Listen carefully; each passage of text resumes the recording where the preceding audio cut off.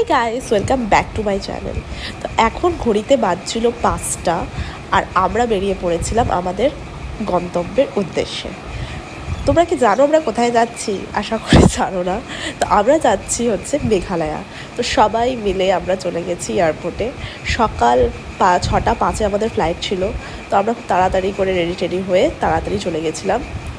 দেখো এখানে আমার মা বাবা, বোন আছে, আরও আছে। শাশুড়ি মাকে নিয়ে যেতে পারিনি, কারণ মেঘালয় ট্রিপটা তোমরা বুঝতেই পারছো কতটা হয়, ওঠা নামা এসব করতে উনি পারবে না, তাই জন্য ওনাকে নিয়ে যেতে পারলাম না।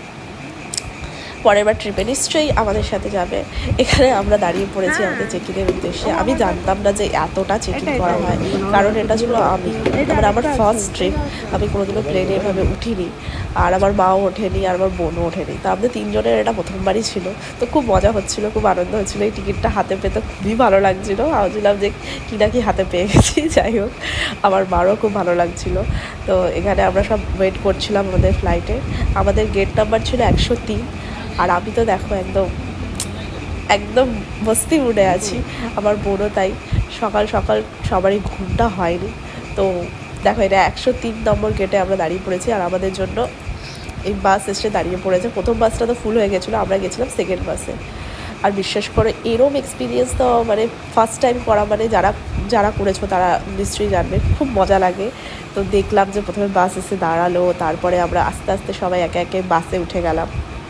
বাসটা বেশ বড়ই ছিল, আমরা তো তাড়াতাড়ি সিট পেয়ে গেছিলাম তাড়াতাড়ি যাওয়ার জন্য। এই দেখো, আমি আর আমার বোন মিলে দুজনে একটা ভালো সিট দখল করে নিয়েছি, নিয়ে বসে এখন ফটো তুলছি। এই যে আমাদের পিছনে ও বসেছিল, আর ওই পাশে বসেছিল মা বাবা। আর আমাদের বাসটা এখন ছেড়ে দিয়েছে, দেখো কি সুন্দর লাগছে। আমি তো ভেবেছিলাম মনে বাসে করে একটুখানি, কিন্তু দেখছি বাসটা চলতেই রয়েছে, তো চলতেই রয়েছে। অনেকক্ষণ সময় লাগলো জানো এখানে আসতে। তারপরে এখানে বাসটা থামানোর পর আমরা সবাই একে একে করে উঠতে শুরু করলাম। এখানে দেখো বোনও উঠেছে, আমি তারপরে দাঁড়িয়ে, কি দারুণ লাগছিল। কত বড় ফাঁকা জায়গা, কোনোবার দেখিনি এরকম, তাহলে টিভিতেই দেখেছি। তো দেখে খুব ভালো লাগছিল। সবাই আমরা ফটো টটো তুলছিলাম।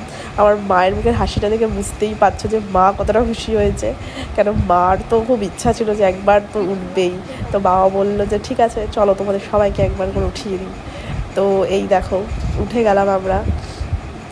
আমাদের সিটটা একটা আমাদের উইন্ডো সিট পড়েছিল, আর বাকিগুলো তো আর মানে আমার চেয়েছিলাম দুটো উইন্ডো সিটের, বাট একটাই পড়েছে। ওটাতে তো আমার বোন তো একদম দখল করে নিয়ে বসেছে। তো প্লেনটা যখন ছাড়লো না, একটা কি দারুণ অনুভূতি হচ্ছিলো, ভয় লাগছিলো। আমার কান টান সব বন্ধ হয়ে গেছিলো, আমার মারও কান টান সব বন্ধ হয়ে গেছিলো। তো এই হলো, আমরা গুয়াহাটি স্টেশন বলছি, এয়ারপোর্টে নেমে গেলাম। আর নেমেই আমরা সামনে একটা ধাবা ছিল, ওখানে থেকে চা আর সকালবেলার ব্রেকফাস্টটা করে নিলাম। এই যে, আর এখানে সত্যি কথা বলতে খাবার না অতটা টেস্টি না, দামটা প্রচুর নিয়ে নিয়েছিল। তো নেওয়ার পর এই যে আমরা বেরিয়ে গেলাম আমাদের গন্তব্যের উদ্দেশ্যে। এটা এখন আমরা কিন্তু আসামেই আছি। আসামটাও খুব সুন্দর, মানে প্রকৃতিটা খুবই ভালো, ঠান্ডা। আমাদের এখানে থেকে তো খুবই ঠান্ডা। আর দেখো এখানে আমরা যাচ্ছি মেঘালয়ের দিকে। তো দেখা হচ্ছে পরের ব্লগে, তোমরা আমার সাথে থেকো প্লিজ। টাটা।